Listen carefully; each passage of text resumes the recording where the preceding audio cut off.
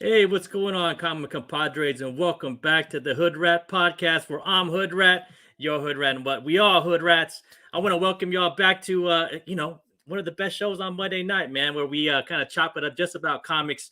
We break it down, a lot of history, man, a lot of history with Dan's Corner. But let's bring in everybody, man. But first off, before I go off, man, my main man, comic book crackhead, he's on vacation right now, so I want to wish him a relaxed time. But we brought someone in. We brought someone in. We brought a dear friend, man, one of the champs on the Tony Sanders show, man. If you know what that means, man. And I got to bring him in first, man. So we bringing in Hoodrat, man, one of the champs. What's up, champ? How you doing, bro? Sir. Yes, sir. How you doing? Thank you for inviting me. I'm not gonna get too excited. Just let people know I'm gonna try to talk like this because my family's sleeping. I live Central Time, so they're out. But I'm so happy to be here, man. It's gonna be a lot of fun. I hope everybody's ready to get some knowledge. This is one of my favorite shows on Monday night. I said it in the chat before because I just like watching it. If I can't catch it, I always like watching it at work when I'm just driving around. So. Great channel, great show. Hey, thanks, bro. We appreciate you being here, man. No, we've been doing this since COVID, man. We've been together on shows here and there, man. Man, I always appreciate you, man, out in New Orleans, man. You know what I'm saying? And one day I'm gonna come and visit you, bro, for real. Yeah, bro, Hey, bro, we got like 3 good shops. That's all I'm gonna say. We got some 3 good shops, and I try to tell people, to go to the other shops. But when you do or anybody does, I always tell people when you travel, hit up the community, man. You never know who you can meet and hang out with. And, we are a small community, a large but small community. So definitely if that happens, man, you're more than welcome. I got a drink, man. We get a drink on me. Oh, definitely, bro. We'll go to one of those bars that has, the New Orleans style. It's a bar with a laundromat in the back. I freaking love that, bro. You already know, bro. I was like, you could drink and wash your laundry at the same time. Like, yeah, bro, we got laundries in the back of the bars. Like, it's the best, man. It's the best. You know what I'm saying? Yeah. So I want to bring in the historian of us, man, the historian of the bunch, man.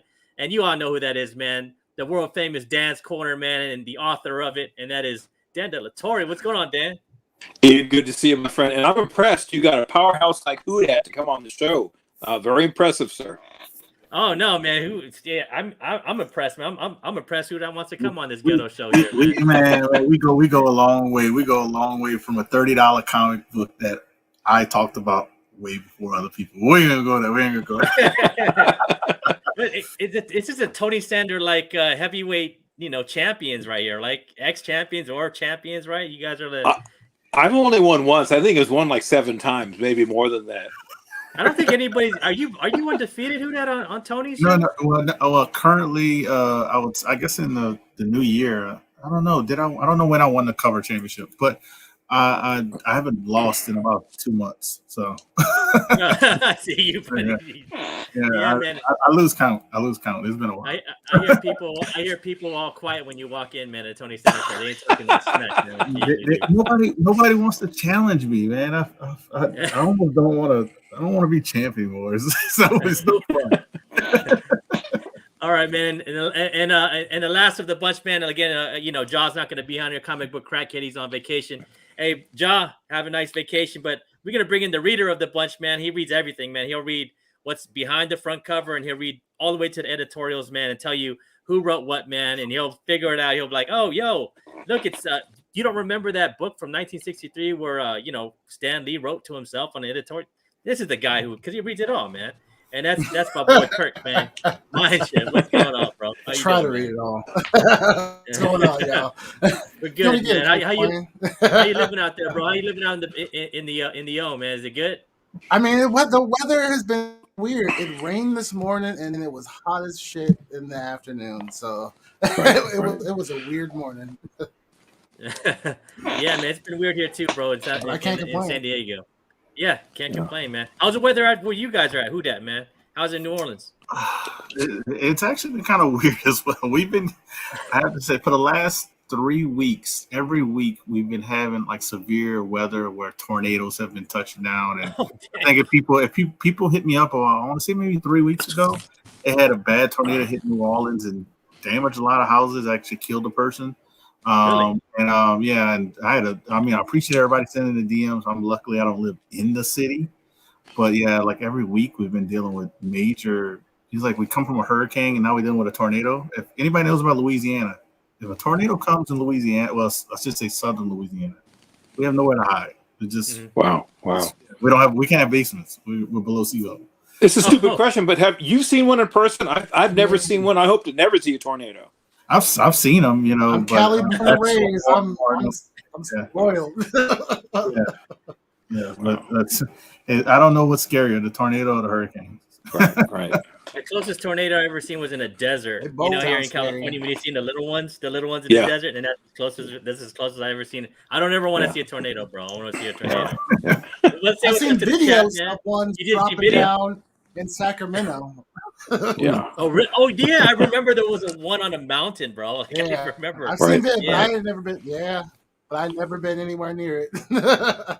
Dang, man. So let's say what's up to the chat, man. Not near Mint's in the house, man. Thank you again for joining us. Rob. And I got the moderator in the house, near man. me, The moderator, he's gonna zap all those bots, man. That's Craig. Space Fair Collective. Just go click on him. Click on him, man. He has a great YouTube channel, man. He's got it going too. And then we got, let me see here. We got Daywalker. What's up, man? That's my boy Daywalker, man. What's up, dude? He's one of my Blade homies right here, bro. So how's it going, bro? Thank you for coming through. Then we got John Stout in the house, man. We got John Stout in the house. Comic Ozzy in the house, man. What's up? What's up, Ozzy? How you doing, bro? Neighbor from the north, man. We all hooligans up in here, man. I think the whole some of us comic comedians are more hooligans. Some of us guys are more hooligans than others, man. You know. Then we got Azorus in the house. What's up, Azorus, man? Azorus out here in SoCal. Welcome, bro. And Desert's in the house from the BCC, man. The biggest city, the biggest little city, biggest BLCC, the biggest little city comics. You know, from Reno. You know, the Reno, right. Reno. If y'all, I love Reno, man. I love Reno, man. Reno is one of my family out in favorite Reno. spots. I know, right? They don't know about Reno out here in Southern California, bro. Reno be crazy, man. And then let me see here. We got Dab in the house, bro. What's up, Dab? How's it going, Dab? Got a dope YouTube channel as well.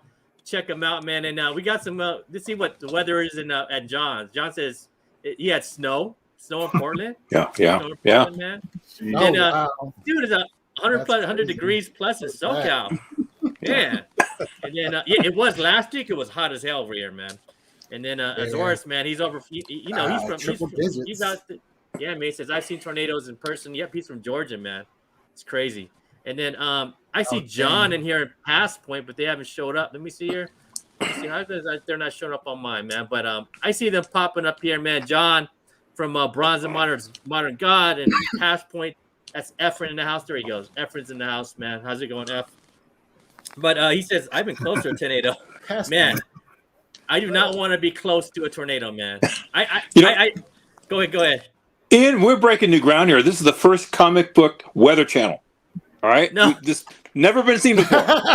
This just in. Only job you could be wrong 100% of the time and keep your job. Yes. Here's John. John's in the house, man. John, that's my homie, man. That's my. He was John. Did you see his Instagram, bro? He got chosen for the Price is Right. I was like, saw that. yeah, No, bro. really? I was like, damn, John. What?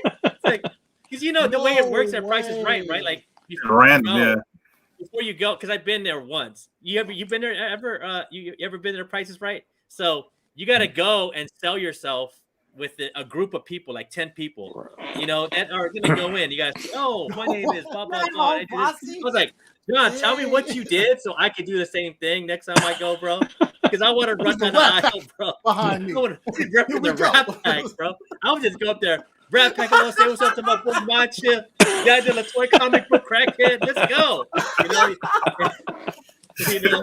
What's his name? Would just be like, huh? You know? Oh my God. That would be a meme so fast because people would understand who comic crackhead is. They'd be like, I mean, good rat, and he's yelling at a guy who smokes crack. That's what they would think. Hey, what's this guy Dan De La Torre hanging around with these guys? And shit? He must be his lawyer. I know. Oh, this is crazy, man. But yo, man, let's get to it, man. Let's do this.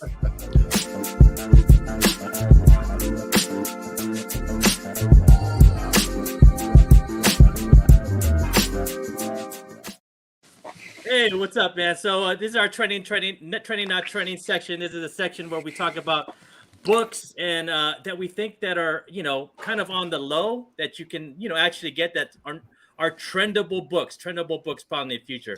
And why am I showing this figure, man, of the God Killer Gore, man? You know what I'm saying? Because that doesn't look like the Gore I know, man.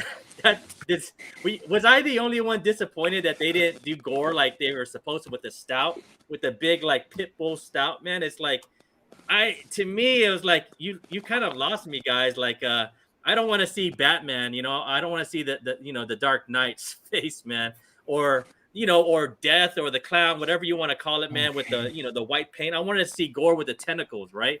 But the important thing why I'm putting this picture up here is because what me and Hoodrat talked about before the show is the Necrosword, man. So Hoodrat, man, do you think this is the Necrosword? Do you think it looks like a Necrosword to you, man? I 100% think it's the Necrosword. I know how Kevin Feige, and I go to the main person of all these movies. He is a big comic book nerd and a big person that's what he digs into when he's get approval to do these stories. So I would, if I had to bet money on it, I would bet money on it and feel comfortable about winning. That is the Necrosword. Yeah, the Necrosword, man, is the Necrosword. If you think about it in Aaron's run of Thor, is the main weapon that kind of makes that story, right? Because when Gore can use that Necrosword, he can kill gods, and that's what he is. If you guys don't know the story about, if you guys don't know the story about Gore, is that the Gore was just pissed at gods because they would pray to the gods and for rain, they would pray to the gods for food, and what happened, man? His whole family got wiped out, his kids and everybody else. So he's like, screw this, I'm gonna kill all the gods, man. Like you guys aren't worth my time. I prayed to you, and look what happened. So I'm going after all y'all. And he ran into actually, he actually ran into Noel, and Noel fighting another god, and they were both kind of just blasted and knocked out, right? And he picked up the Necrosword and became Gore and went after all the gods, man. So why I think the Necrosword is important is because if you want to go chase the Gore, Gore's first appearance, you could do that, man. But once I think it's kind of over for that book. You know what I'm saying? What do you think, man? I think it's everybody's already. He's a one and done. What's his name? Christian Bale signed a one picture deal. He's one and done with this character. I don't think we're gonna see much more of him. I think I know what's gonna kind of happen at the beginning of the movie of this movie, because I got a feeling, because they got Zeus and stuff gonna be in it. I got a feeling he's gonna kill Zeus. A big battle scene at the beginning with him with the Necrosword and stuff. So I don't think we're gonna see him again. But I wouldn't buy a book. I would buy the book of Necrosword. Gore's bogus journey. That's what I'm thinking about. That's what I was thinking about too. Hey, look, man. John says Casper's back. He's pissed. You know what I'm saying? Hey, plainclothes D's in the house, man. I see him over here somewhere, man. What's up? That's the DJ of the channel, man. But yeah, man. I'm disappointed, man. I don't see the tentacles, man. I don't see those parts of the symbiotes that make Gore powerful. Like it just looks like and I don't like the white, all white. I like the Gore with the stash, man, the stash and the black. But the point is a Necrosword, right? The Necrosword. So if you see here, this is what the Necrosword actually looks like in the Aaron run. He doesn't carry the sword. It actually becomes part of him like a symbiote, and he can just use it to whatever he wants to form or whatever he wants to do, however he wants to grab people. It's like it's the tentacles of a symbiote. It's like the powerful weapon that Noel uses, right? And that's what I'm getting at, man. It's like if we had the Necrosword, maybe y'all should be going after these Noel books, right? These Noel books, because if you had the Necrosword, I think it's for sure in the future we're gonna get some Noel. You know what I'm saying? Because he's the almighty god of the symbiotes, right? Like he wants the darkness. What's gonna happen in this, man? We gotta get some symbiote first. You know what I'm gonna see? You know what I want to see though? I want to see like this big burst of light, right? This big burst of light, and it reaches to the far reaches of the galaxy, and it disturbs Noel. And Noel wakes up and like, where the hell's my sword, bro? And why is there light? I want the dark. You know what I'm saying? So these are some of the books that I'm going to be chasing, right? So I'm going to be, like if I see these books on cheap, like the Venom 3, this is the first appearance of No, of course I'm going to buy it, because let's take a look at what the prices have turned out to be. So if you look back in July 2020, when this book was hot, this book was going for about 200 to, about 180 to $250, maybe an average about 220.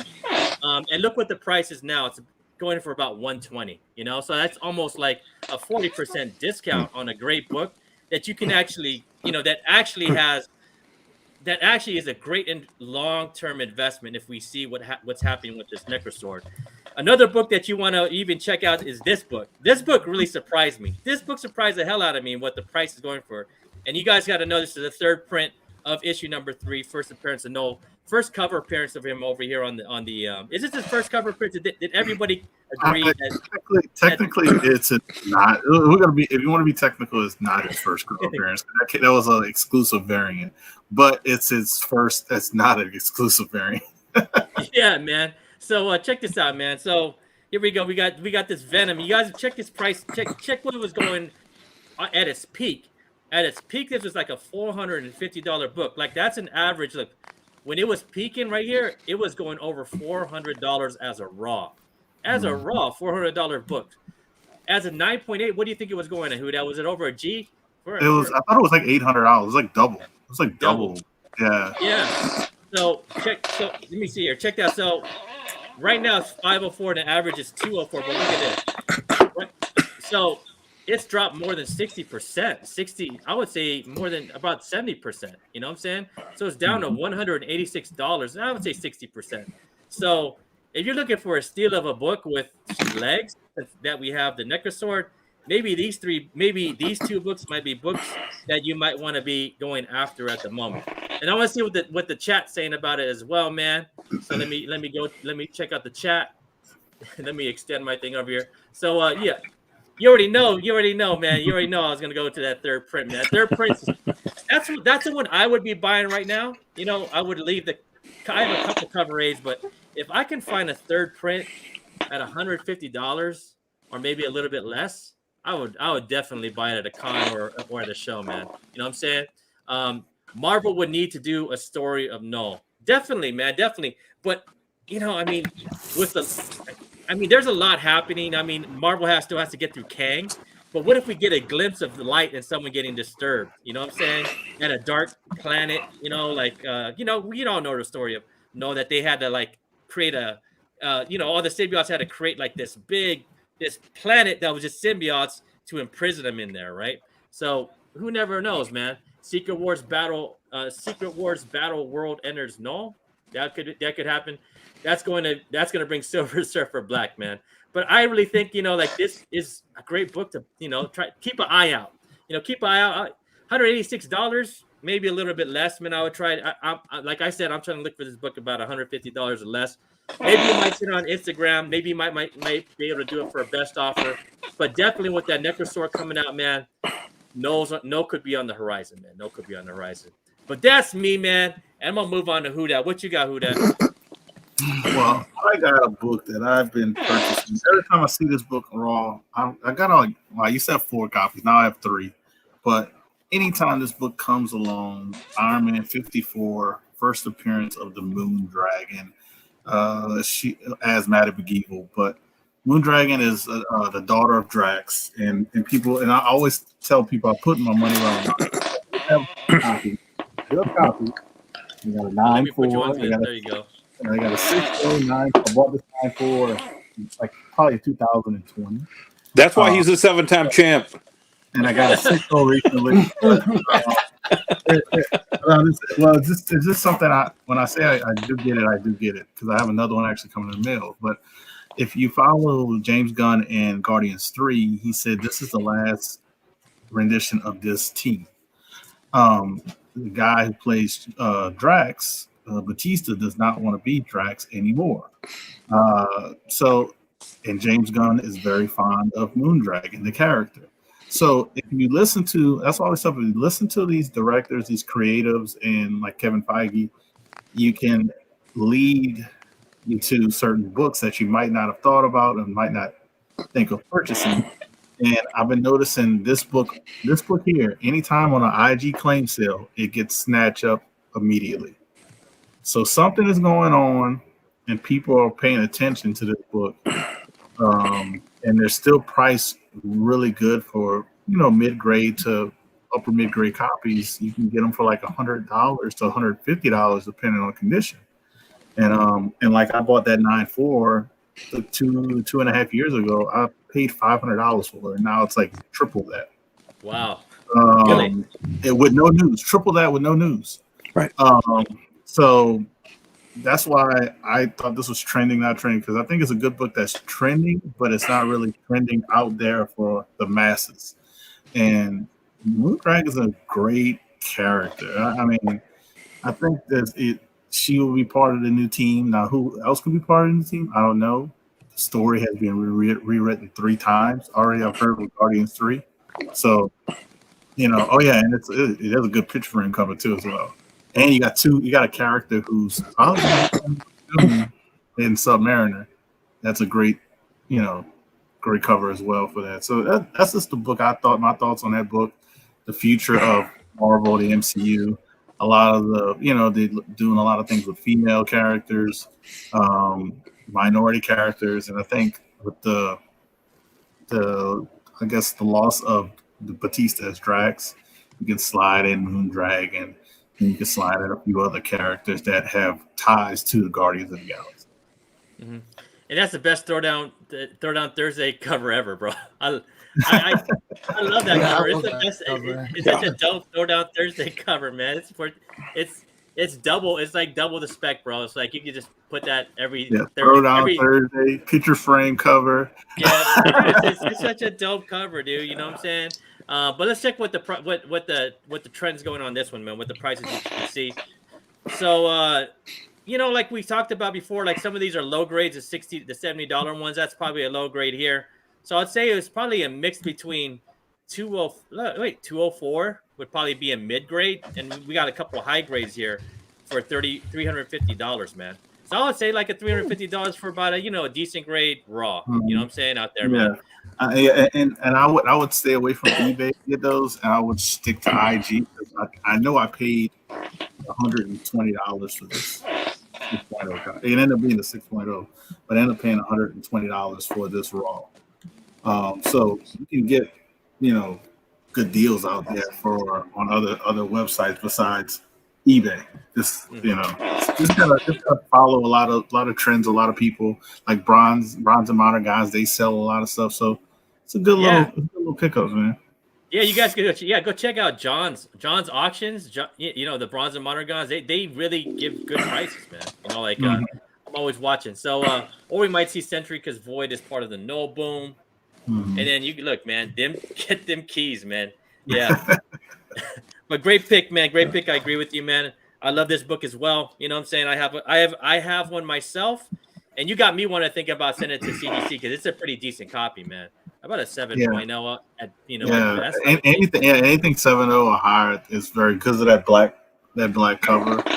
And people at this time were reading those books because that book and the book right after, which is the first Thanos, got read a lot. So it's hard to get high grade copies. So if you can get a 7 or better, I think it's winning.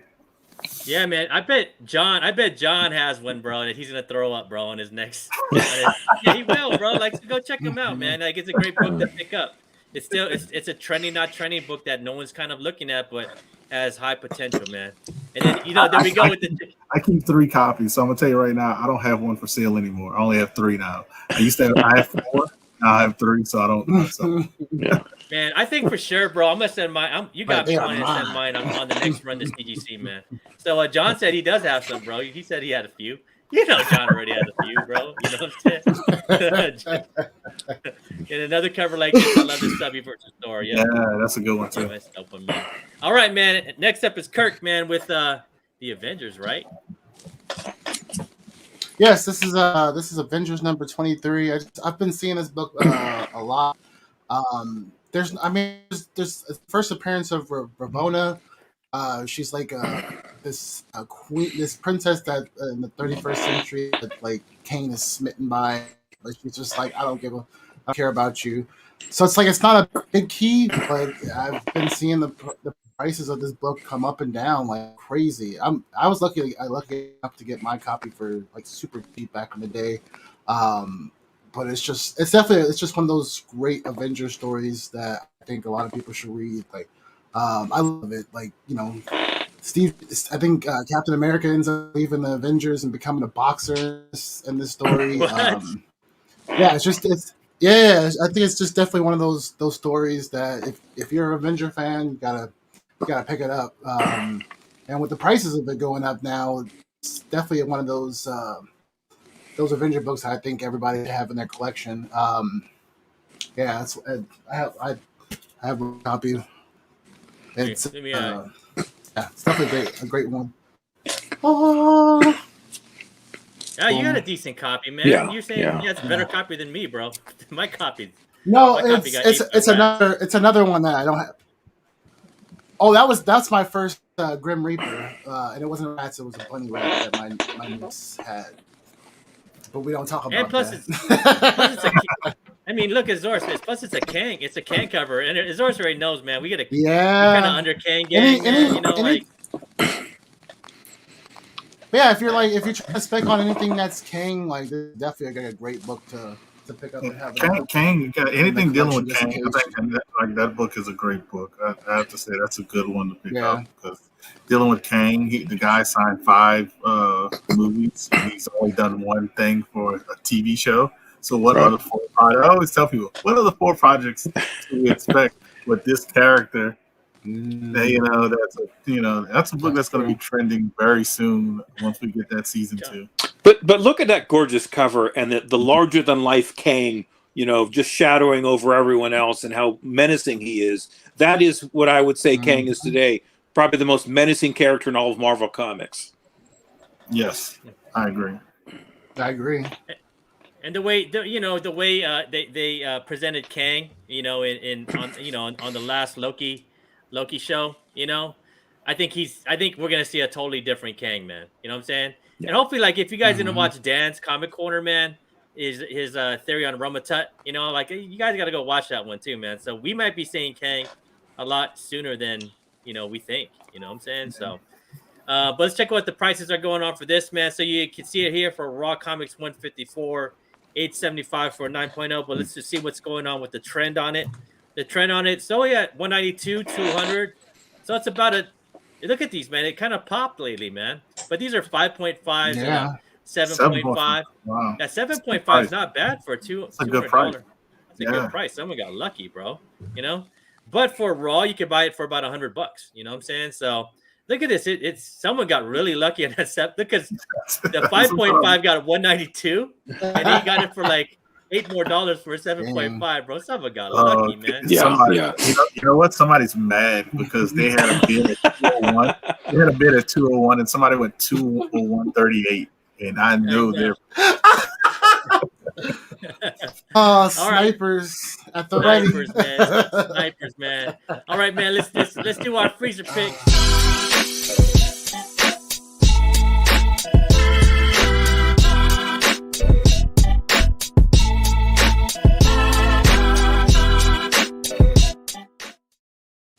Yo, with the beats, that's my boy Plain Clothes D out in Oakland, man. Thank you again for the beats. But these are our freezer picks, man. These are books to buy on the dip. Books that are super cold. Books that you forgot about. Books that you should not have forgot about because it could be some upside on it, man. But it could be a good time to buy those books right now, man. Like we're always trying to help you out, you guys out here in the chat and the rewind, man, to think about books that you should be buying right now on the cheap, man. That's the way good investors do their thing. You know what I'm saying? So my book is this, man. So it's this Earth #2, man. So and this is the first appearance of Val Zod.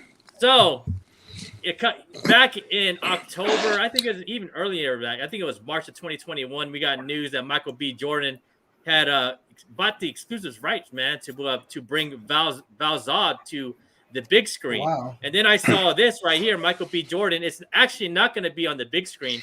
This is actually going to be moving towards being a show on HBO Max. And with the success of The Peacemaker, I think HBO Max is like, we got a good thing going with DC right now. You know what I'm saying? And plus, we get to have a black Superman with one of the best actors, actor producers, African American actors and producers out there right now. Like every show that Michael B. Jordan on is a great show. It's not only a great show, like the stuff he done on Amazon, man. It's like it's totally legit. It's very thoughtful, but it's really good. But it's always a hit, man. All his stuff is a really hit. And people love Michael B. Jordan, man. Just ask my wife. She loves Michael B. Jordan like crazy, man. You know what I'm saying? So just ask her, man. I asked my wife. She's like, Michael B. Jordan's going to be on it? He's going to be a black Superman? No, this is what she told me. Because I told her about this. She's like, what do you think about... Look at him. I was like, what do you think about a black Superman? She goes, who's going to play it? I go, Michael B. Jordan. And she's like, when do we get our tickets? You know what I'm saying? So it's I know, man. It's gonna be a hit, man. You know that DC wants to compete with Miles, right? They're seeing what's going on with Spider-Man and Miles Morales. And this interests me a lot. I mean, I think this not only interests me, but this interests like young people as well, man. And you got Michael B. Jordan. So I'm looking at this book like, what happened, man? This book was a super hot book, and people actually forgot about it. When I was looking at it, it was about $120 book, man. You know what I'm saying? When it got hot. Now we're seeing it, a Raw Comics going for about $67. A 9.8 is actually going for $644, which is not bad for a modern DC key. For a modern DC key, it's not a bad price. But check this out, man. So back in November, back in October, this is where the prices really spiked. So you saw this about $100, $125. It was about $100 book, $110 book. Then it kind of cooled off, about a $40 book. Right now, this book is trading about half the price, so about a $50 book. You know what I'm saying? So if you're looking for a code book with real high upside, with a actor producer that takes care of the business, Michael B. Jordan, man, like when he puts his mind to it, this guy has a lot of will, now a lot of pull in Hollywood. I would count on us having a black Superman happening in the future. I really think that could happen. So this is a great book that I would definitely buy. But Hoodrat, man, what do you got as a code book, bro? So, and not to stomp on your book, and this is good for trending on trending, because the book I chose was this book, XMen 129, and in a 9.4. You can get a 9.4 the same price as that 9.8 that you just showed. Really? Which is insane, in my opinion. This book is 42 years old. 42 years old. Surprisingly, people are like, wait, whoa. Yeah, 1980, 42 years old, and it has 3 first appearances. You're dealing with Katie Pride, Spike Lee, and Sebastian Shaw. So, and that's the reason why I chose this, because I've been looking at the trends of X-Men, like all X-Men stuff. And everything has kind of been in a lull and been going down, but this one is a not just a one first appearance, but 3, and they're dealing with a great writer and Chris Claremont. I think this is John Byrne. Yeah, John Byrne. Good cover. A Wolverine. It's a good fight cover. So it's like it has everything going for it in a great story. So, and what has been happening with this book as the trend has been going down, even though this is to me major X-Men. Goodness, or however you want to say it, because I mean, after 94, you only got a few books that are kind of keys for X-Men, and this is after 101. That's the Phoenix, but this is one of the biggest ones. Katie Pride is a great character. A lot of people our age love Katie Pride, and Emma Frost. So, and I think, and yeah, I forgot to mention that. This book is the first book direct. So this is actually rare. Most people don't talk about like a lot of people talk about newsstand, but this is the first year for direct. And to have the first year for direct that's like less than 10% in a 9.4, I would say if you want to get the book, get the one with the direct. People will catch on, like Bronze Age was saying. But he said it's only 8% of the print count, bro. A direct. Okay, yeah, that was like 10% or under, and for direct copies, because that was the first year, everything was newsstand. You find them at 7-Eleven or whatever. But if I know you're gonna pull up the numbers soon, but if people have been watching, I've been noticing the trend The 9.8 is like a $5,000 book. 9.8 of this book. 9.6, a big dip. I want to say it's like around 1,000. Wow. Like, and then I already told you the 9.4. I bought that 9.4. I mean, I got a great deal on it at the time. I got it for $600. I don't mind telling people what I paid. I think that book in a 9.4 has a lot more room to grow, especially the 9.6 as well. When you got a 9.8 selling for like, $5 to $6 grand. And at the heights, I think it reached 10 grand, if I'm not mistaken. At the comic book boom, I think it got up to 10 grand. So if we settle at $5 grand for a 9.8, there's no way 9.6s and 9.4s are going to stay reasonably priced too much longer. You know what I mean? That's just my thought process. You can get a high grade of this book. I think if you save up, you can get you a 9.0, 9.2. You don't have to get a 9.4, 9.6, but you can get a high grade copy of this and have some good first appearances, for a relatively inexpensive price. Like that's just my opinion on it. That's what I've been noticing with that book. So you telling me a 9.4 goes for about $700 for this? That's what it was going for. I don't know about now. And that's not a bad price though, bro. For 9.4 on this book. Yeah. Then I think an 8.5 was. I was getting raw and then get slapped. Comic guy said that. I'll tell you this: I bought an 8.5. I bought an 8.5 for $250, and this was like 2 months ago. $250 for 8.5, and you might pay that much for a raw copy because people want crazy prices for raw. Yeah. So that just tells you where that book is trending. I've been following the IG sales. So we can, I don't know if you have the numbers ready, but we can look at these numbers. Actually, you can there you go, bro. There's your numbers, man. Yeah. So look at it. Look, I mean, $175. Like, we don't know the grade. Like I just told you, I bought an 8.5 for $250.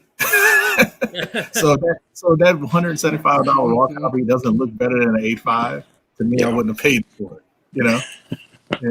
Those other raw copies had to be immaculate, $300. So so that's just what I noticed, man. That's what I noticed. No, man, I'm with you on this, bro. Like, I'm with you, man. This book is this is a total sleeper book, bro. And X-Men are coming. Forgot about it. X-Men are coming. We know X-Men are coming. And what X-Men are you think they're gonna go with? Or X-Men, what they're gonna start going with as team? I think they're gonna go with a mix. And I think Katie Pryde and White Queen are gonna be in that mix because, like I just said, that book is 42 years old. So people who are gonna spend the money, we're gonna want these characters. No, and I mean, with Kitty Pryde and Emma Frost, bro, it brings the young crowd in too, because you want Emma Frost. What, she could come in as a teenager, and Kitty Pryde can come in as a teenager. Emma Frost can come in as a 22-year-old, 23-year-old. You know what I'm saying? Right. But bro, she was a hot in the Fox X-Men. Bro, I had a crush on her, bro. And Emma Frost bro, she was a hottie, bro, right? Yeah. I was like, damn, y'all did it right. Kitty Pryde, they use her a little bit, but she is sneaky powerful. Oh yeah, sneaky powerful. She can go through things. She just kill you, like just rip your heart out. Right. Like I mean, like it's crazy. And how do you kill her? How do you kill somebody that you can't? That could go through anything, right? Yeah. So like she's sneaky powerful. I don't think she's a Omega mutant, but I would say she's borderline because she's borderline because how do you kill something that you can't touch? Right. And how do you stop somebody that can go through you and kill you instantly? I think this is a great pickup and an underrated pickup. Yeah. No, go ahead, Dan. I said I think this is a great pickup on Hoodrat's part and a very underrated book. And I think this is you're hitting it on the ground floor I'd get it while you still can. I think Hoodrat's spot on with this one, especially if they get the right actress to play Kitty Pryde. This book will move. Who would you get to play Kitty Pryde? You guys have anybody in mind? I have no idea. I'm gonna think about that right now on the spot, man. I have no idea. I have no idea for Emma Frost. We have to look at some young actors. What I have to say with Marvel picks very good non-famous actors and actresses. They're very good at that. So Right. it would be probably be somebody that was on a TV show, and you'd be like, "Wait, why did you pick that person?" Then you see them in the role, and you're like, "Wow," you know. So, yeah, right. But like the like the way that Marvel's going with the MCU, and they're bringing in like that young, like Miss Marvel, and and everybody's young, and Kate Bishop should be a total like she should be 100% home run as a pick for Marvel when they bring the X-Men back, right? Well, Like, they still have bring her as a 13-year-old. They still have Chris Claremont, Roy Thomas, Steve Englehart, all those people from the Marvel days who worked alongside Stan Lee in the 60s and 70s, still alive, giving advice. So that's probably, they know what to look for regarding the Kitty Pryde persona. So that would help bring the right cast on. And again, that's right. Marvel has this great ability to find the right actor or actress for the right role. Yeah, they do. In large measure, with Brie Larson notwithstanding. I'm not a fan of Brie Larson. No, Brie Larson, man. No. I heard she was going to be on some other show. I heard she's going to be on the what's that one? The driving show with Vin Diesel. I heard she's going to be on. Like, fantastic. That's over, bro. I'm not watching that movie. Get out of here.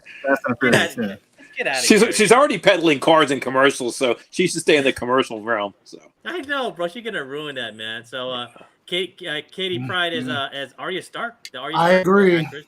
I was thinking that. I was thinking the same thing. So Zor said he wanted to hang out with Hoodrat, and then this is not near Minstead, man.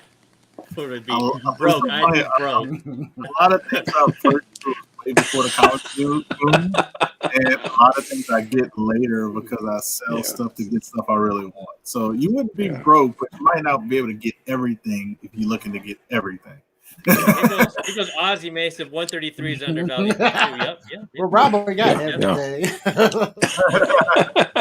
But if you guys want to see how powerful Katie Pryde is, it's in that new Marauder run. You know what I'm saying? I think it was the last Marauder run. I think it's number 2, number 3. She took on a whole damn army, man. She even destroyed the tank because the tank was coming for her, and she just walked to the tank and started yanking people and was laughing about it and having fun. It's like she doesn't even break a sweat, bro. You know, when she's fighting people now, in the Marauders, it's like she just does whatever the hell she wants, man. Yeah. So just imagine if you see that growth though in the MCU, her 13-year-old, and then she becomes a 21-year-old just handling people, bro. Right. So so what is the word? Okay. All right, man. And then now for the co-pick for here we go, man. What you got, Kirk? I am. You can tell I have a theme. I've just been thinking about Avengers and this rewatching the Hawkeye show and seeing their interpretation of the Swordsman was really interesting. But this is definitely one of those books that has it's going up, it's going down, but it's definitely one of those Avenger books that you definitely need to grab now while the Hawkeye is finished right now. So I'm kind of curious. And I'm sure a lot of other collectors are too. Like, what are they going to do with the character of Swordsman in the MCU? So it's like we don't know what's going to happen with him. So might as well grab him now. He whatever next generation Avengers they do put together might be on that team. We don't know. So it's like it's definitely definitely a book I think people should grab. Another one of those books that I got for the low back in the day. Everybody's trying to grab Silver Age books like it's nothing. I'm curious about what his role is going to be because he didn't die. What if somebody, he didn't die. In MCU, so no, we didn't really get a chance to see that much of him. So that last episode where he had his great battle, which was awesome. But I definitely want to see more of him. Or the Thunderbolts. I was not thinking of that. Yeah, that's a good point. Yeah, I wasn't even thinking about that. Well, it seemed they kind of like they tried to pack a lot of storyline in the Hawkeye series, which probably explains why we didn't see a lot more of the Swordsman, who did show a lot of promise regarding his abilities. And as an actor, I think he played the role pretty well. Oh, he did great. Some of the funniest I scenes agree. were with him. Some of the funniest scenes were with him. Yes. I love his stare downs with Kate Bishop. When he was getting arrested, and he said, "Don't worry, honey, I'll have this handled in just a few minutes." Like, hey, what are you talking about?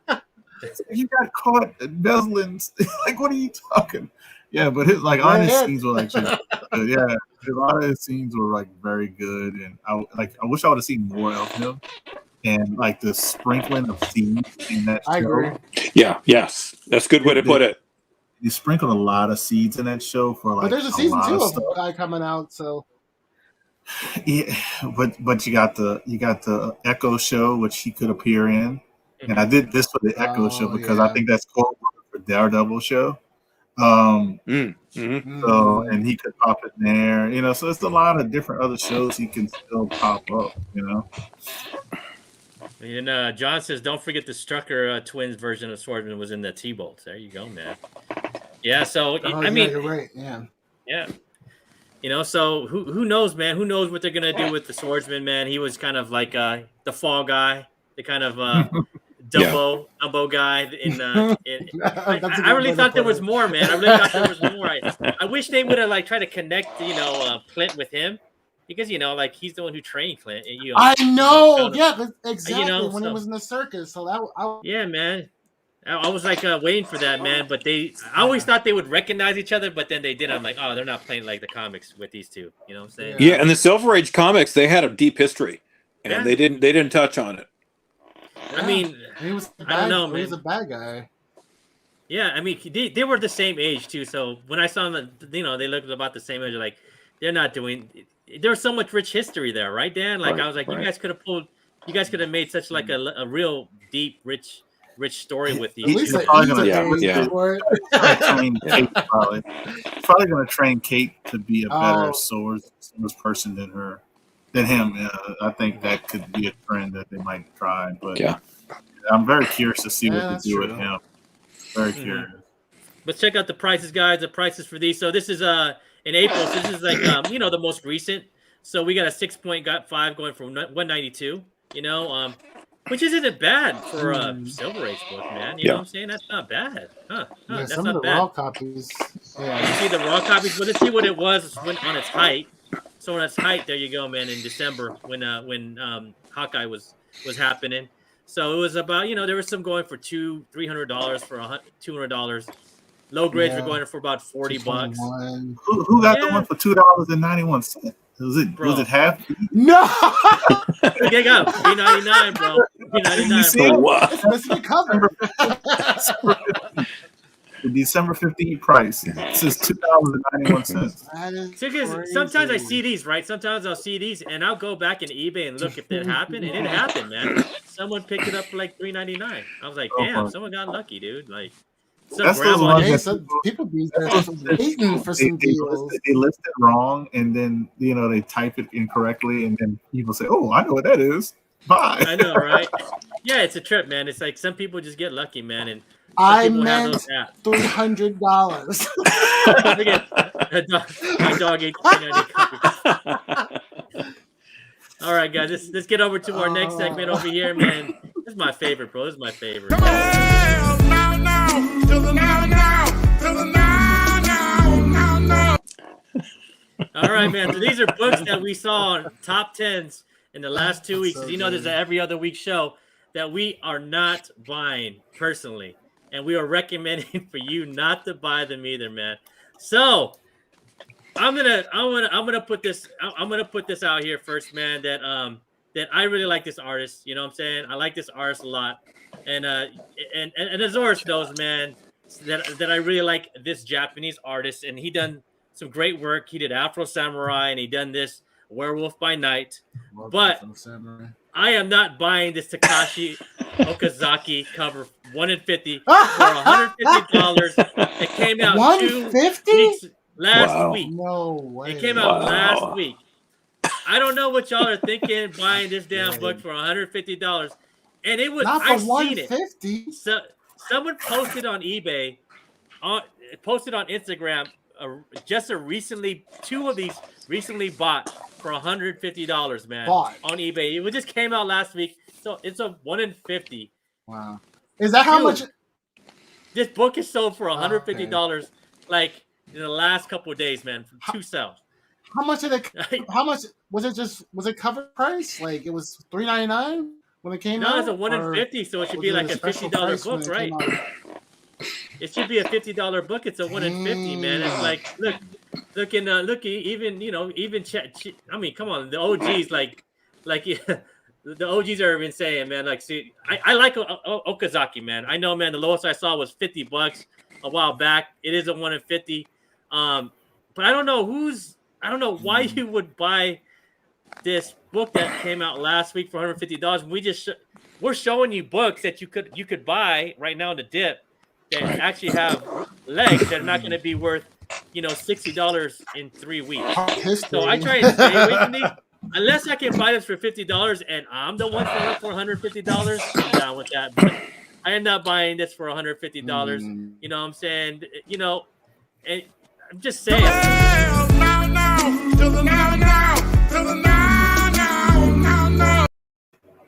This is the book you should be buying. Right. If you really like Spider-Punk, buy his first appearance, man. Buy his first appearance.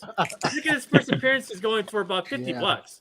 It says $57.77, but you can find these on Instagram, on claim sales. You can even go to Whatnot. I seen someone buy us on Whatnot for like $35. I was like, damn, you got a deal. You know what I'm saying? Like, go after his first appearance and not, I love Okazaki, man. He's one of my favorite, modern artists right now. You know what I'm saying? And I'll collect all this stuff. But hell no, I ain't buying that damn book for $150.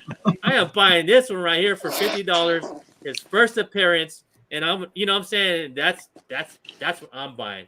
All right. But what you got on the hell now? Oh, see, now you're breaking my heart, bro. You know I love the monsters.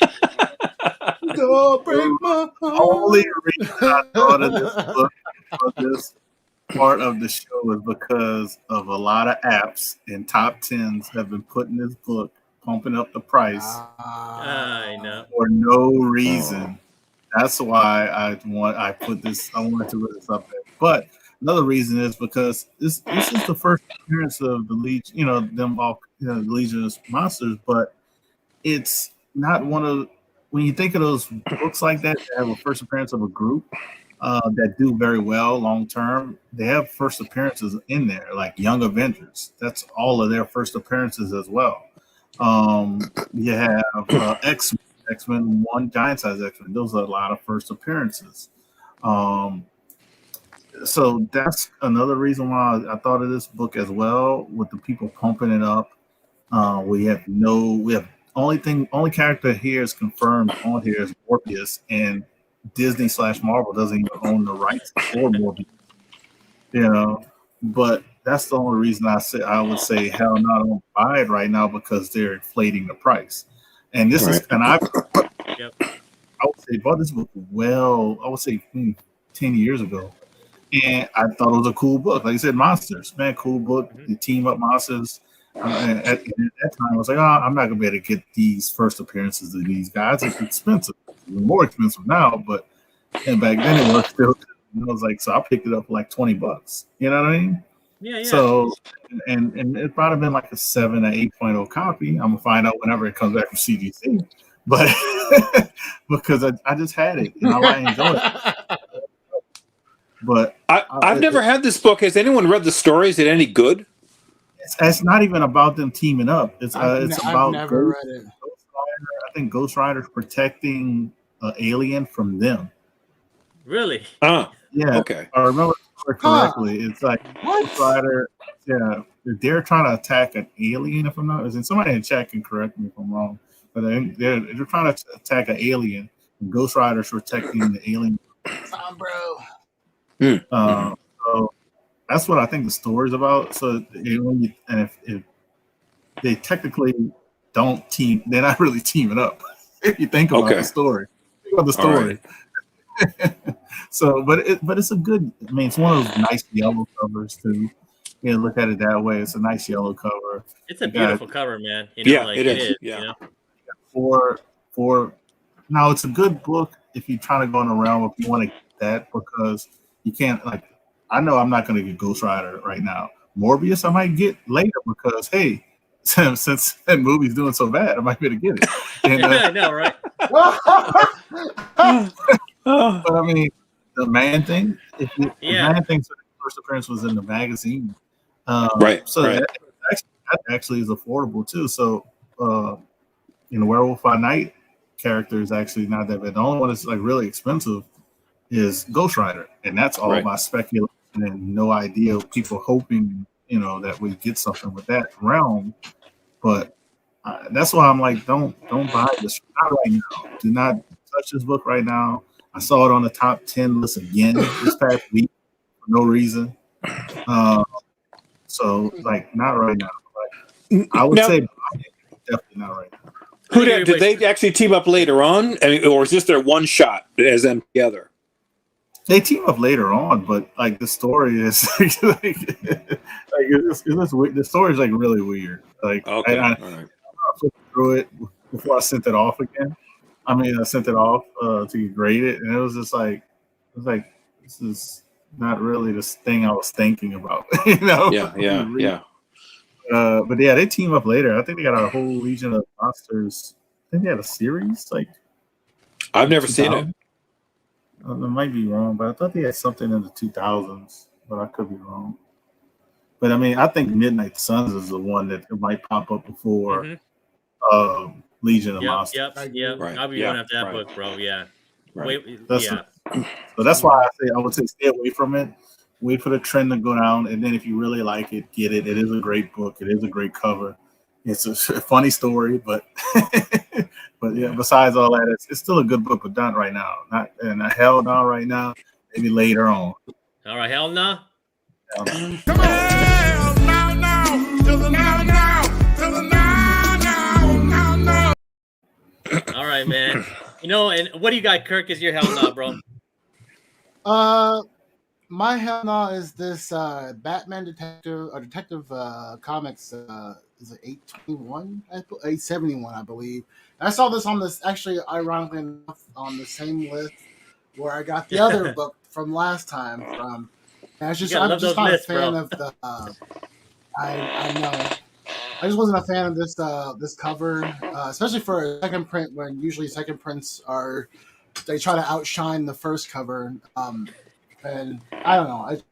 The red and the black just didn't go too well together. Maybe if I read the story, it would make more sense. But I just wasn't a huge fan of this cover. I like the color.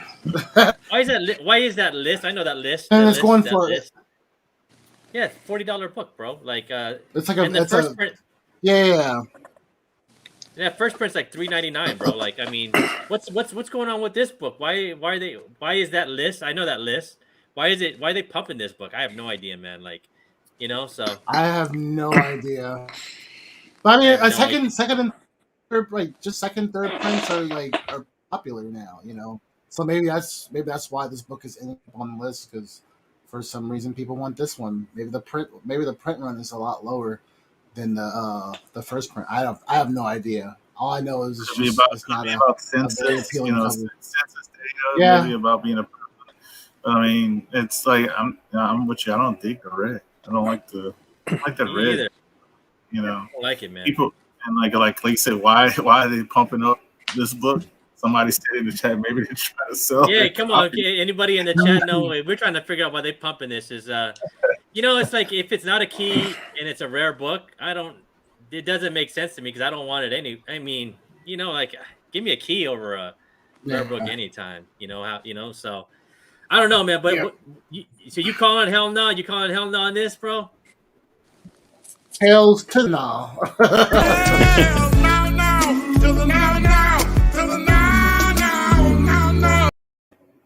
All right, man. So those are our hell no's, man. And all right. So everybody, take a seat, man. Get your cup of coffee. Put on your nice, comfortable slippers, man, because we about to learn. It's learning time.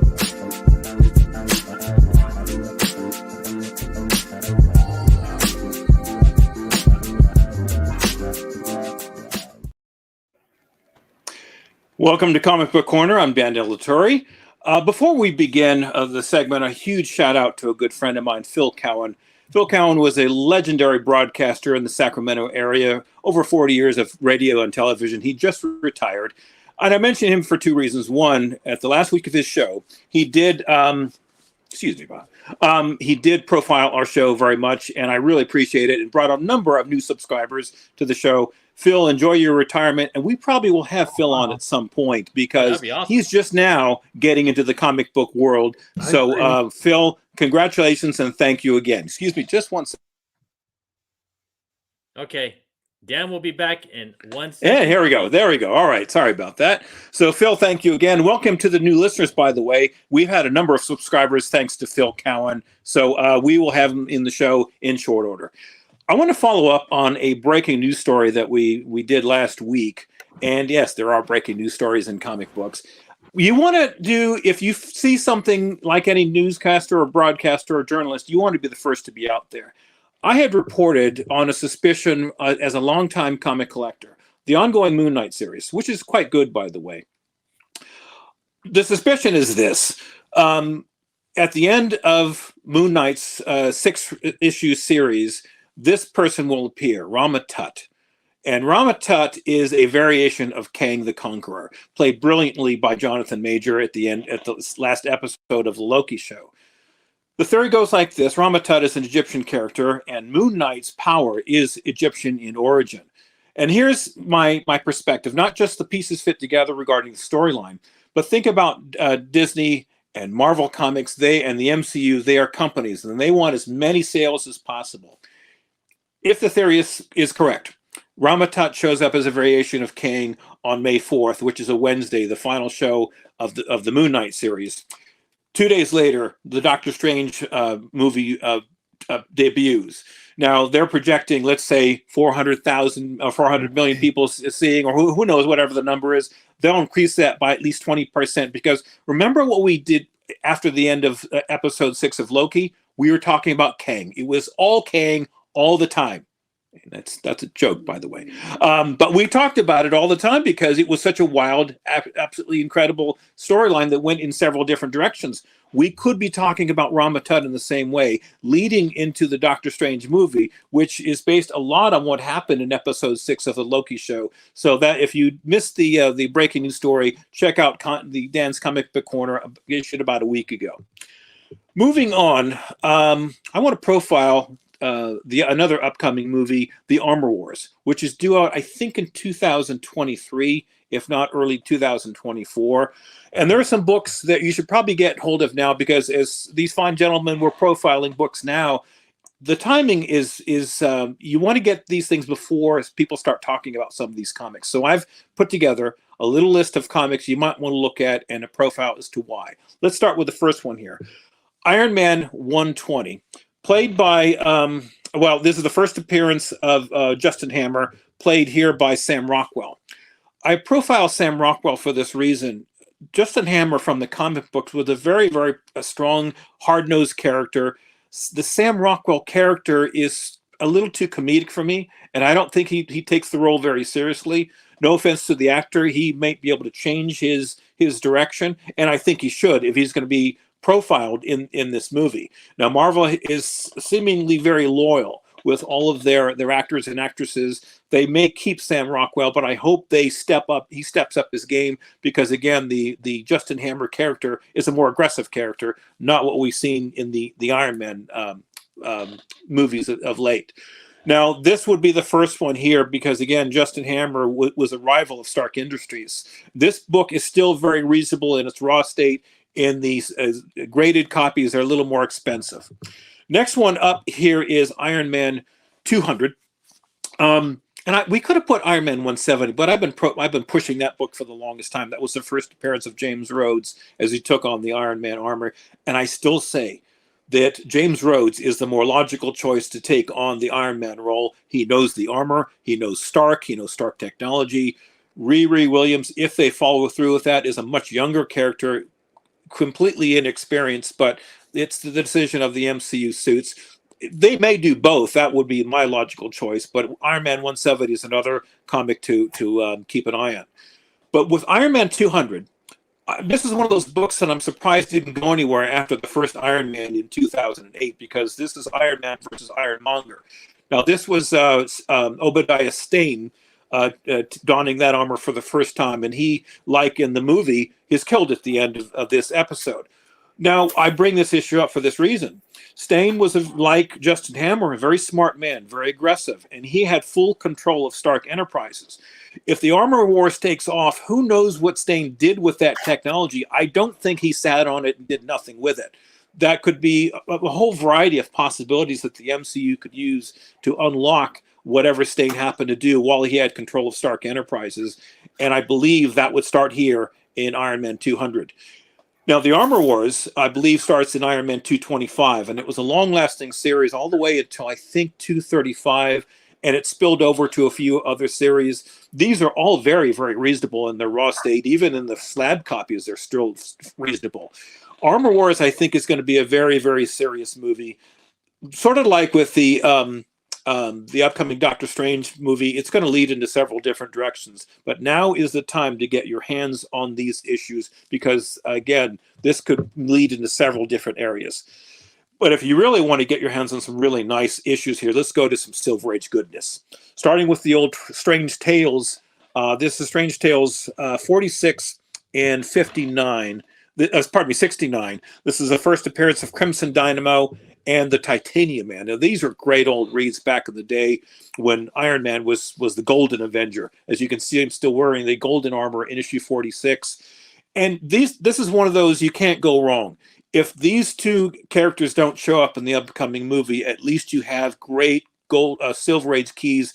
And the Silver Age market, I keep hammering on the Silver Age market because they're a steady uptick. They don't go down. They don't jump up and down wildly like some of the modern comics.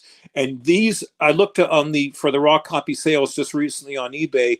They're quite reasonable for as old as they are, for good mid-grade copies, which I would get a good mid-grade copy. Hope you get a good one and get that slab. But these are great reads, and I get your hands on them because, again, once the Armor Wars takes off, I think these will be not unattainable, but they may double, maybe even triple in price, because if they're roughly $100 for a mid-grade, I can see these going for $200 or $300 depending on the character and how they interact with the upcoming story. You never know with the MCU. Other books to look out for, one you probably wouldn't expect, is 2001: A Space Odyssey, issue number 8. This is the first appearance of Machine Man.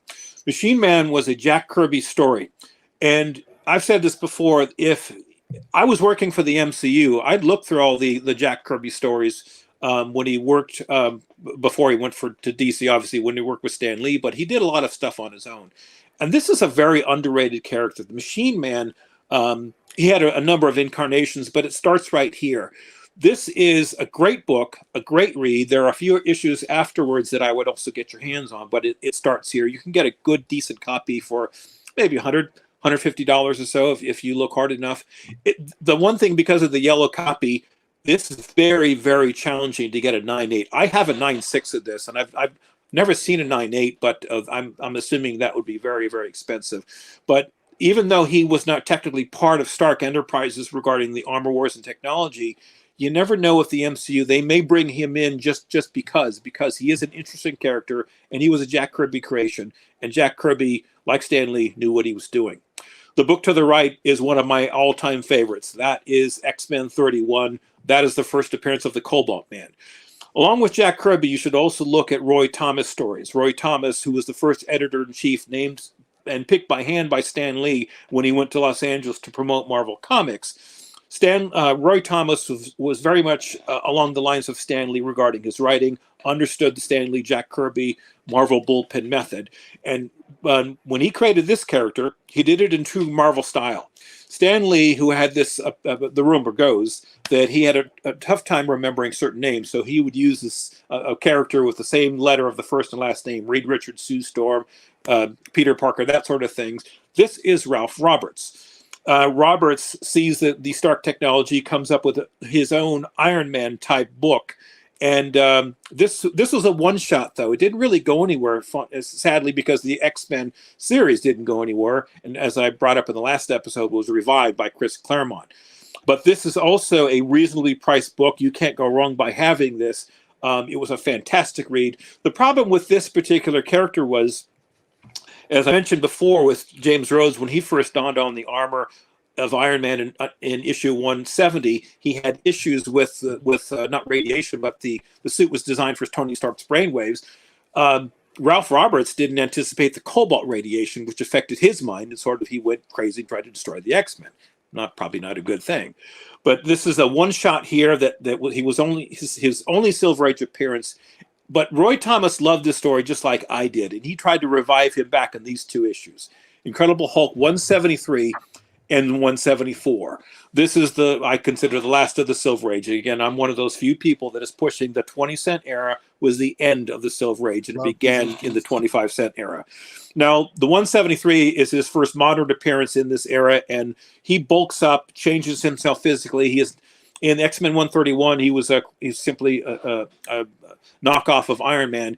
In this issue, he's a cross between Iron Man, the Hulk, because he bulks up with cobalt radiation, and that suit predates the Hulkbuster armor by several decades. And he is definitely a match for Bruce Banner and the Hulk. It's a great read. And in 174, he's flying over. He's in Australia. He's in Sydney. Love that cover. Another difficult one to get in high grade because of the black cover. But this is Roy Thomas at his best. The story doesn't end here. I won't spoil it for you if you've never read these two stories here. But if the Cobalt Man does become part of the MCU, this is the time to get your hands on these issues. And again, you can't go wrong because these are great reads. Everyone, next episode of Comic Book Corner, we're going to continue on this theme of profiling movies as they move forward. The next show will be Thor: Love and Thunder. There's a bunch of things to talk about, and I'll have that ready in about 2 weeks. And these good people on Ian's panel have touched on some of those already, but I won't spoil it for you. Well, maybe I will. I'll say one right now. Hercules. We'll look into the first appearance of Hercules while you still can. Everyone, I'm Dan De La Torre. That's Comic Book Corner for this week, and I'll see you again next time.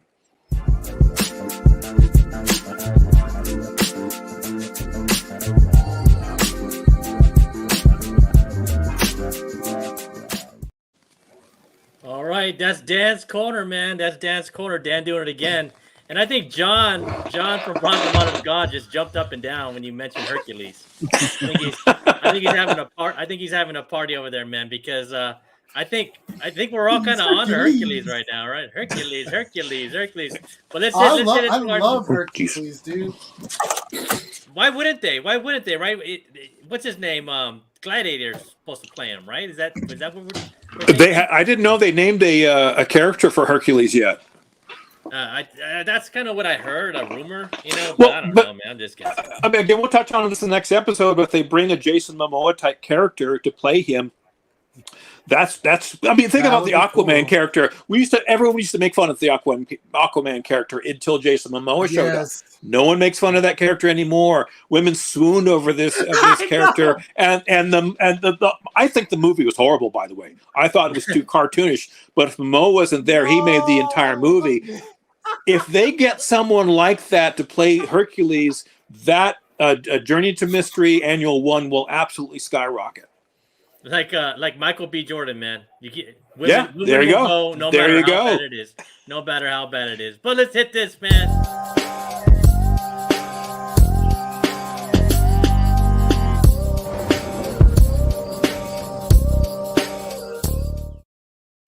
So, Downer Clownin'. We're Downer Clownin' Moon Knight. The last two episodes. There's been it's kind of a polarized situation here, man. You have comic book readers that hate it. Then you have, just regular, regular people that don't know Moon Knight and enjoying it. Then you got the middle where, comic guys like it. You know what I'm saying? So I'm gonna start off with Dan. I want to hear what Dan says because Dan is our historian. Dan, what do you think? Are you down or are you gonna clown Moon Knight the last two episodes? I'm definitely down with this, and collecting as I did in the 70s and 80s, I liked the Moon Knight character. Because when you're a kid, you don't have any money, so I didn't buy most of those books. Dan will be back in 5, 4, 3, 2, 1. Go, Dan. Come on. 4. There Dan, it is. There he is. Go ahead, Dan. I'm just no, I'm not from another dimension. No, I'm not doing the ancient one thing, and I'm glad that didn't happen during my segment. Okay, I'm definitely down with this series for a number of reasons. As a kid, I liked him. I thought he was an interesting character, and I didn't really collect the storyline. I have a few of some of his issues, and I want to start collecting again, and getting more into this because these first 2 episodes have taken me. I really am interested in the character. I love how they laid out this whole thing. And they're doing this in typical Marvel fashion where they're being very methodical, slow walking the character, not jumping into it like the Justice League of DC. And again, if they, even if they don't bring Rama Tut towards the end of the series, excuse me, I think this is an outstanding series. I can't wait for Wednesday. Hoodrat, what do you think, bro? You down or clowning it? I am down, and a few reasons are we got to realize that Marvel or DC, they're making stuff that we love for everybody else. And I mean that meaning because it's stuff that we love and we cherish, and they're trying to get everybody involved.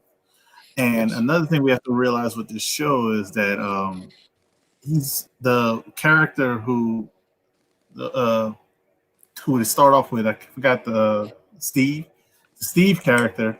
Steve. He's just realizing what he is and who he is, and day 2. Like it's been 2 days. He's realized it. Like he's starting to realize, like So he's like learning this, and we're learning with him. And the episode 2, which I'm not going to go spoiler into, but we all know Mr. Knight is coming. He's learning. Going to be learning to be that character. So this is good because it tells of the story. I like Ethan Hawke, and I think it's going to dig deeper into stuff like Rama Tut or a little darker universe with Marvel. You might have that famous line with Mahershala Ali that Wesley Snipes said. But it's gonna be him, Mahershala Ali saying what he said. I don't care what you have heard, vampires do exist.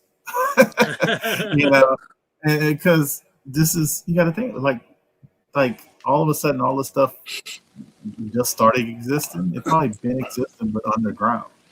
But since all of this superhero stuff is happening, they're coming more out there because hey, we're not looked upon as like we're crazy or we're doing something else. Oh, we're just like a superhero type person. Yeah, so I'm down. I can't wait for episode 4 because I've heard that's the best episode out of the first 4. Zor says he's gonna flip that for everything upside down, man. Yeah, so I'm very excited for that. And if 4 is the best episode out of the first 4 episodes, 5 and 6 probably going to be insane. Let me ask you something. Others have suggested this. Do you think they're right that Moon Knight could lead to, because you profiled the Legion of Monsters comic a little while ago, could this lead into werewolf, mummy, and that sort of thing? Because those were prominent characters back in the 70s. Do you think they're going with that in this series? I think they are, and I think that's why I think, like you said, the Midnight Suns. I don't think it'd be Legion of Monsters. I think that because when you're dealing with the monster characters, you can get away with a lot in movies and television if the thing that they're fighting is a monster or an alien. You can literally cut the head off a monster and still be PG-13 because it's a monster. Yes.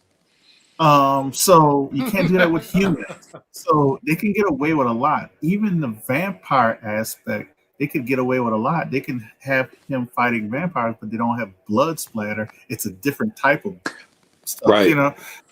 I think it's leading that way, and we're gonna get, and not just that. Disney Plus changed their stuff to what you got to put a code in to see the adult stuff now. so they're going that way. We're gonna see a lot. Because think about it, Moon Knight in that first episode, he was beating the crap out of that dog creature. Whatever that hound was, yeah, man, he beat the hell out of him. Yeah, hell out of it. And I didn't see nobody from PETA. I didn't see nobody from PETA crying about it. So yeah, we're gonna see more about it. So I'm down. I can't wait for episode 3. I'm excited. I think we're back. We're back with some good Disney Plus TV shows, and I just wish we had more coming besides one a week. Yeah. All right, man. Reader, the reader of the bunch, of all of us, man. What you think about it? Mind shift. I wonder if I'm down or not. Dead giveaway. Oh, yes, dead giveaway. Yeah, I'm definitely down. I've loved it since I've been waiting for this show for like when it was announced. You know, because I when I first came into comics, I collected a bunch of stuff, and then I found out about Moon Knight, and I was like, oh, I gotta get this series.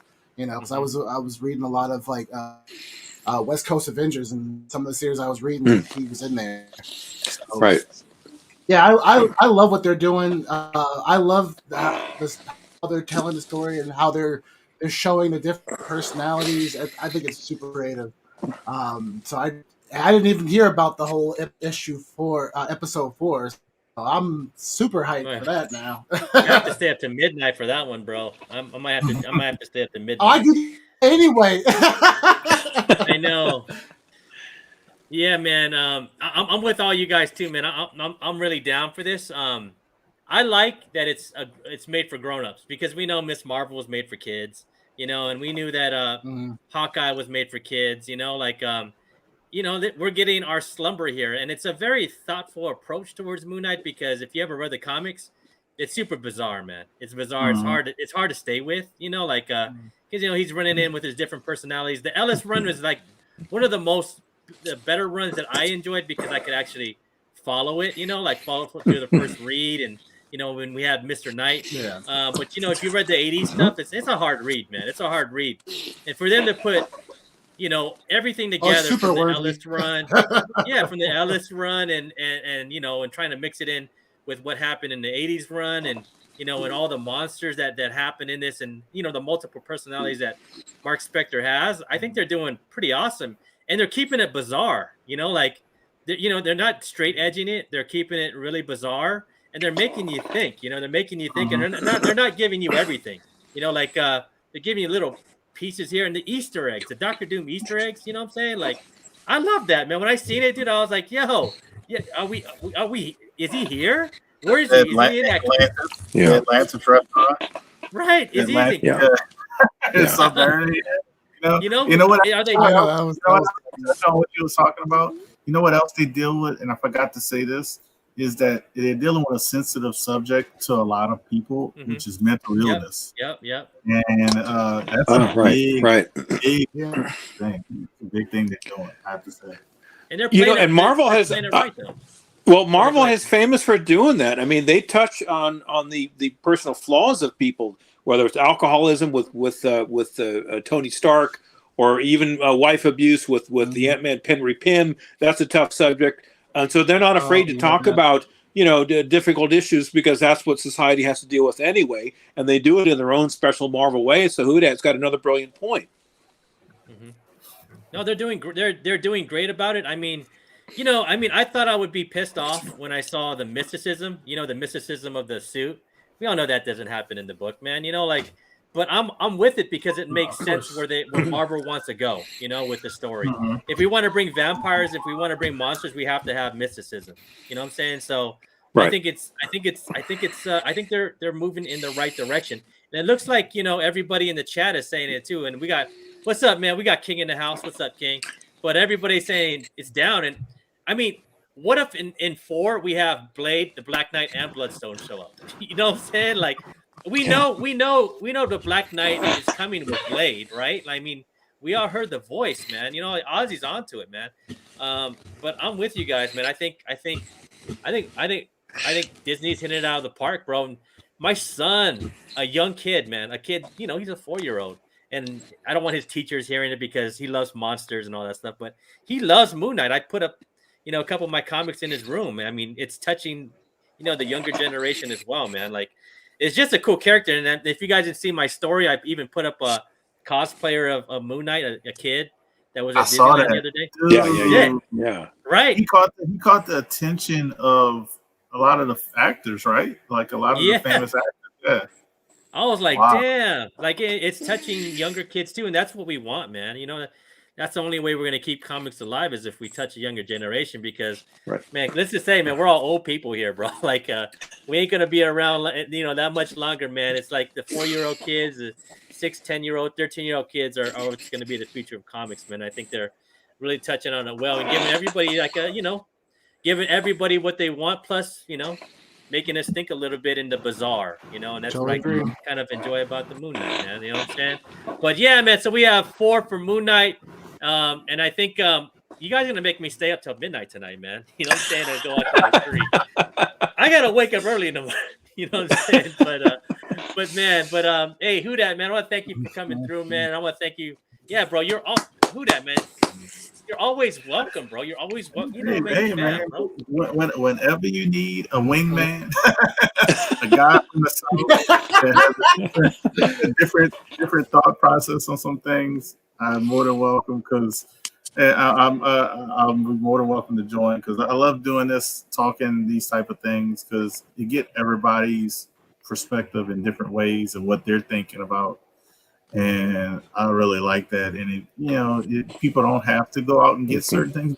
I kind of see where our mindsets are at and what are we're going after. And so I like that, and I like talking the TV show as well, because you don't see enough of that to me. You see it on certain channels, but I like seeing it on a big variety of different channels talking about Moon Knight and stuff like that. Right. Because you only see one side of it, or you see like a 10,000 subscriber side of it, and you're like, and I want to know let's see what the people, the people, some different, so different perspective. And like I said, I always said, you learn so much from Dan, and I really like that, and I got something for Dan that I'm not sharing with everybody in the chat. I'm sorry, these guys are going to see it at the end.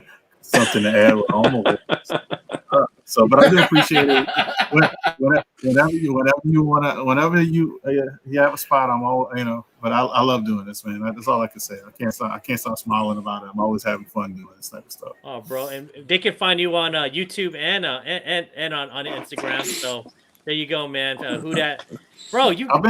I gotta give you props on you. I gotta give props on your YouTube channel, bro. I was like, man, you got 1.3. Damn, I want to be where you're at, bro. It's a long grind, and I'm happy where I'm at with it. And the IG stuff, I actually am more proud of than the YouTube, because that was harder to get 2,000 followers. And I'm the type of person, I don't want everybody following me, so I don't leave it open. But lately I've been giving people treats. I've been posting a lot more books, stuff that's in my PC, or some stuff that I might be selling. I've been doing a good little mixture of stuff. So you get to see books that is in my daughter's collection, that's in my collection.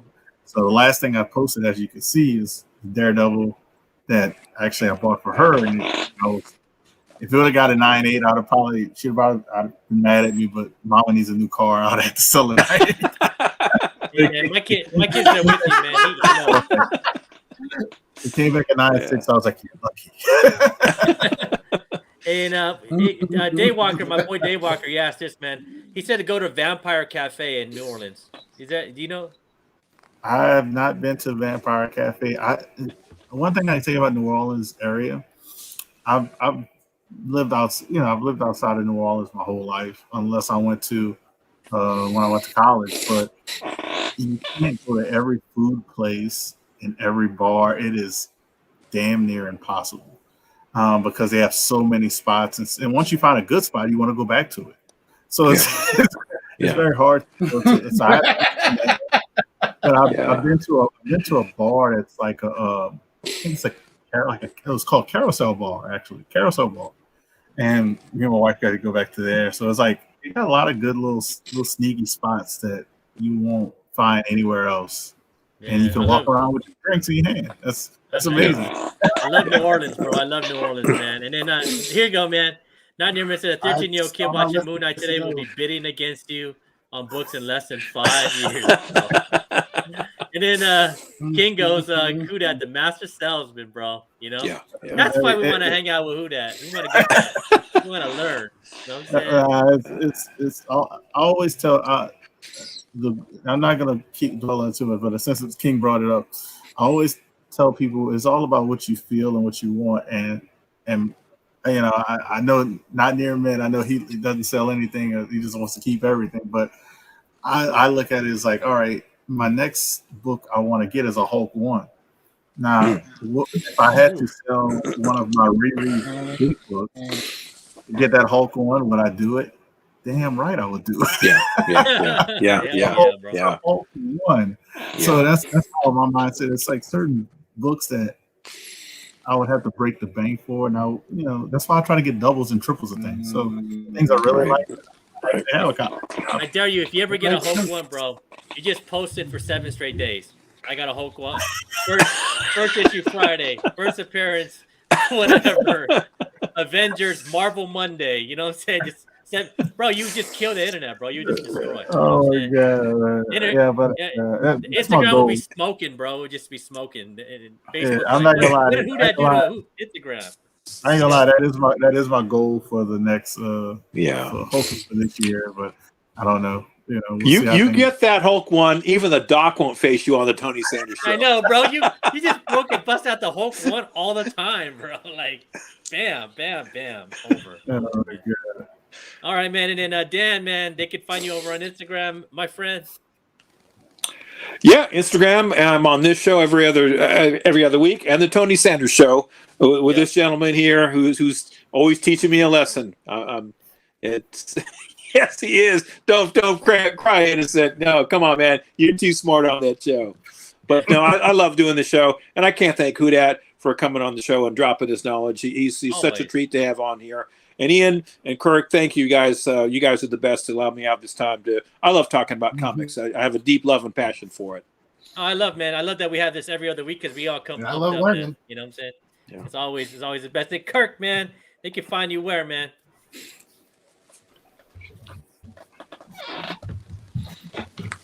You can find me on YouTube with Comments on the Mind or Instagram Mindshift. I do a show with Not Near Men every Wednesday where we interview new creators, old creators, artists. We bring people from the community on, and yeah, it's really fun. I also have a show tomorrow with JP Budget Collecting. We're gonna finally finish talking about Invincible. We're done. It's gonna be exciting because I've never read Invincible, and it's been great going through and reading all the trades. Yeah, I can't wait until they animate some of this stuff in the animated show. So, but yeah, that's me. You know. Yep. Yeah, you can catch Kirk over at Not Near Mint. You know what I'm saying? Like, I'm always there, man. I'm rubbing off on him. Look at it. He's talking about selling a book. Right. Yeah, he has to. That's right. He put it on there. That doesn't mean he put it down. And then a shout out to Jive. He's on vacation right now, man. Yeah. Hey, we miss you, bro. He's OG Rat Pack here, man. OG Rat Pack. Yeah, it's Comic Book Crackhead. Go find him over there on Instagram. I know he's sleeping, man, because he got to relax, bro. But man, I'm gonna do a selfish plug because I got a bunch of these that I have to unbox that I've been waiting. I have one. Look at that, man. I got one of these. I got another one of these. Wow. And I got how many books? I got another. Bro, I have no idea. I think there's like 12 books in here, bro. And then I got another one. I got another one. I'm gonna be unboxing these. All CGC, bro. I have no idea what's in these. I got the email, but I didn't look. I just was gonna open them live for everybody. Did you open yours already? You did yours like earlier today, huh? You did your unboxing. Yeah, I did my little unboxing. I did that, and then I have a CBCS unboxing. So I'm like, you got stuff coming in, and all of a sudden everything's coming in. Yeah, man. So this is gonna be happening on Wednesday, and I'm gonna be doing live. So I think this is my first time I ever did a live unboxing, man. So and I have no idea what the hell is. I know there's one book. I got the the Riri the number 9, the variant. What is his name? The variant, the blue cover. Yep, that one, bro. But there's a lesson to learn with that book. Never. I think I pressed this book like 2.5 years ago, and it was one of my first books I pressed, and I really messed it up. So I'm hoping I get it. Pressing yourself? No, this is one of the first books I ever pressed 2.5 years ago. It took me 2 years to constantly press it and fix it. I'm hoping I get a higher than a 9.0. If I get a higher than 9.0, like I'm winning. You know what I'm saying? Like, but it's a lesson to be learned, and I'm letting y'all know. So you may see it as a 7.0, and you'll be like, you really messed that book up, bro. Like, you know what I'm saying? But I swear it was a 7.0 when I took it out the press my first time 2.5 years ago. I'm like, dude, I have to fix, and I got it. It took me 2 years to fix. So if I get anything higher than a 9.0, you'll see me jumping, man, because I really tore that book up, man. You know what I'm saying? I really did, man. It's not anything beautiful, man. So hot job, man. Look at there he is, hot job. There's John right there, man. His other alias, man, hot job. Man, we miss you, bro. We miss you, man. We miss you, man. You know what I'm saying? But that's the show, man. I want to thank everybody for coming through, man. We always appreciate the chat and all the knowledge that you guys can bring, man. But I'm Hoodrat, you're Hoodrat. And we all hood rats up in here because, man, we the Rat Pack up in here, man. But we're out. Thank you all for coming, man. We appreciate you guys. Peace out, y'all.